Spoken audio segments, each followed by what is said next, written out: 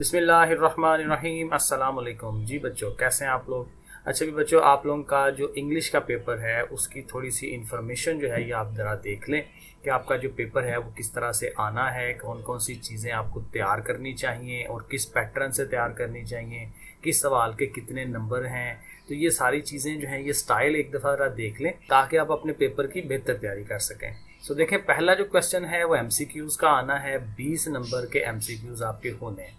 इसके 3 पोर्शन बनते हैं। जो पहला पोर्शन है ना वो 10 नंबर के एमसीक्यूज़ आते हैं बुक 1 जो शॉर्ट स्टोरीज वाली है, और जो बुक 3 है प्लेज और पोइम्स। यानी सारा जो आपका थ्योरेटिकल काम है, इंग्लिश की जो बुक्स हैं उनके अंदर से 10 एमसीक्यूज़ आएंगे। वो कुछ भी हो सकता है, कोई भी चीज़ हो सकती है। एक स्टेटमेंट होगी और उसके नीचे 4 ऑप्शंस होंगे। तो वो जाहिर है कि अगर आपने तफसील से अच्छी तरह से पढ़ी हुई हैं चीज़ें तो फिर आपको पता होगा कि किस जगह पे क्या हुआ, किसने क्या कहा, किसका क्या नाम था, किसका किसके साथ क्या रिलेशन था। तो वो सारी चीज़ें जो हैं वो यहाँ पूछी जानी है। नंबर 2 जो है, इसमें 5 नंबर के एमसीक्यूज़ आने हैं जहाँ पे एक जुमला होगा और उस जुमले में कोई एक लफ्ज़ होगा और उस लफ्ज़ को उसने अंडरलाइन किया होगा और उसका हमने सिनोनिम बताना है। उसे मिलता जुलता जो आंसर है वो हमने बताना है नीचे वाले 4 ऑप्शंस में से, और ये भी बुक में से ही चीज़ें आती हैं। ठीक है जी। तो वो सिनोनिम्स का जो है हमें मीनिंग्स जो हैं वो आते हैं। और फिर 5 एमसीक्यूज़ आएंगे जहाँ पे आपने करेक्ट फॉर्म ऑफ वर्ब जो है वो चूज़ करनी है। तो ये ज़ाहिर है ग्रामर है, ठीक है, टेंसेस हैं, ग्रामर है। ये ज़ाहिर है काफ़ी वास्ट फील्ड है, तो उसमें से जितनी ग्रामर, जितने टेंसेस आपको आ सकते हैं वो आपके 5 नंबर इसमें कवर होते हैं। तो ये आपके 20 नंबर जो है एमसीक्यूज़ के हो जाते हैं।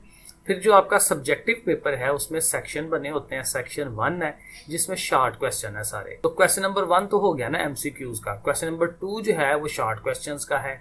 यहाँ वो कहेगा कि भाई 9 सवाल देगा और 9 में से आपने 6 अटैम्प्ट करने हैं। शॉर्ट सवाल हैं, ठीक है, सवालों के जवाब देने हैं। और साथ उसने बताया होता है कि आपने 3 लाइनों से लेके 5 लाइनों तक रहना है।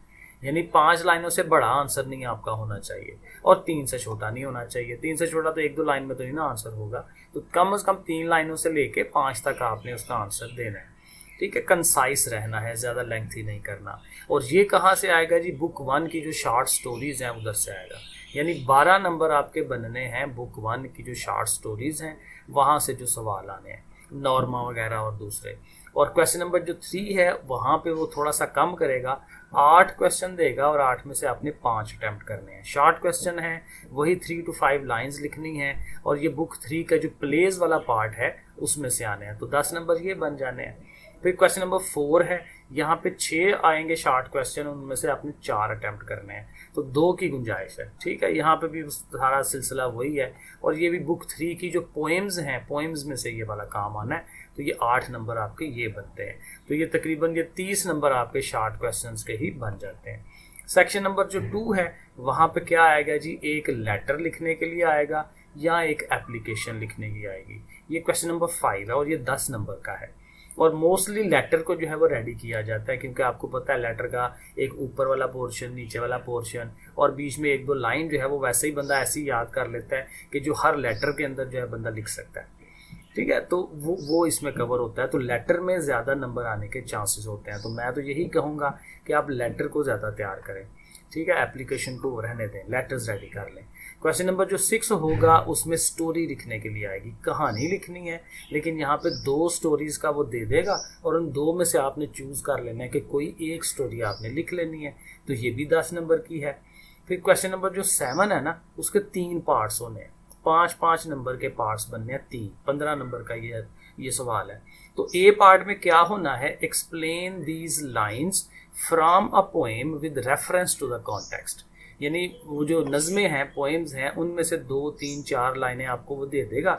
वो कहेगा कि इसमें क्या बताया जा रहा है, इसको आपने एक्सप्लेन करना है। और रेफरेंस टू द कॉन्टेक्स्ट यही है कि ओवरऑल वो जो पोएम है वो किस चीज़ के मुतल्लिक है, मरकज़ी ख्याल जो है वो आपने वो साथ लिखना होता है। तो ये 5 नंबर का है। उसके बाद पंक्चुएशन है। बुक 1 जो है हमारी शॉर्ट स्टोरीज वाली, वहाँ से कोई एक पैराग्राफ दे देगा, ज़्यादा लंबा चौड़ा तो नहीं, 2 लाइनें, 1.5 लाइन, इस तरह से वो दे देगा और कहेगा इसको पंक्चुएट करें। तो पंक्चुएट का मतलब यही है कि कहाँ कामा लगना है, कहाँ फुल स्टॉप लगना है, कहाँ एपोस्ट्रॉफ लगना है। तो ये भी ज़ाहिर है थ्योरेटिकल ये चीज़ें ज़रा देखनी पड़ेंगी आपको। तो ये भी 5 नंबर का पंक्चुएशन आती है। और फिर 5 नंबर जो हैं वो क्या कहेगा कि पेयर ऑफ वर्ड्स दे देगा आपको, और उन अल्फाज को आपने अपने जुमलों में, सेंटेंसेस में इस्तेमाल करना है इस तरह से कि उनका मानी वाज़ेह हो जाए। ठीक है, क्योंकि ज़ाहिर ये पेयर ऑफ वर्ड्स वो लफ्ज़ होते हैं जिनका मीनिंग तो डिफरेंट होता है, लेकिन वो देखने में, बोलचाल में बिल्कुल एक जैसा लग रहा होता है। तो ये भी हम 9-10 से पढ़ते आ रहे हैं इन चीज़ों को। और आखिरी जो सवाल है, जो बड़ा सवाल है आपका 15 नंबर का है, आपने ट्रांसलेशन करनी है इंग्लिश से उर्दू, और ये भी बुक 1 की जो शॉर्ट स्टोरीज है ना उसमें से आनी है। तो इसमें भी जो इम्पॉर्टेंट है वो तो आप लाजमी रेडी करें। इसमें ज़ाहिर है बच्चों को मसला हो सकता है क्योंकि इंग्लिश थोड़ी सी हैवी है हमारी, उसमें अल्फाज उसने मुश्किल यूज़ किए हैं। तो बहरहाल जी ये पेपर है पूरा स्टाइल, इस तरह से आपने पेपर की तैयारी करनी है। आप देख लें कौन सी चीज़ ज़्यादा इंपॉर्टेंट है, कौन सी लेस इंपॉर्टेंट है, और इसे साथ साथ तैयारी करें। ओके फिर बच्चों, अल्लाह हाफिज़।